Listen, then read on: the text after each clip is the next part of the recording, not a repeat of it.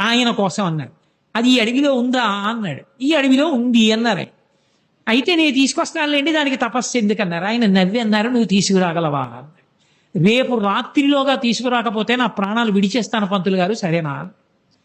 అయ్య బాబోయ్, వీడు లేనిపోని ప్రతిజ్ఞ చేస్తున్నాడని అలాగే లే అన్నాడు.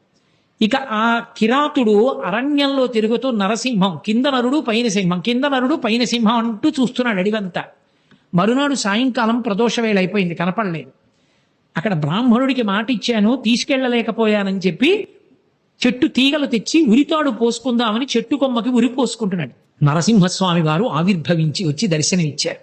ఓసి దిక్కుమాలిన మృగమా, ఇంతసేపటి నుంచి వెతుకుతున్నానా, బ్రాహ్మణుడికి చూపిస్తానని ఎక్కడ దాక్కున్నావే అని చేతిలో ఉన్న తీగలు తీసి నరసింహస్వామిని కట్టి ఈడ్చుకొచ్చాడు.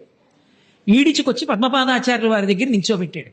ఆయనకేం కనపడలేదు. ఏమిటి నరసింహస్వామి వచ్చారంటే ఏమిటన్నారు. రాకపోవడం ఏమిటి,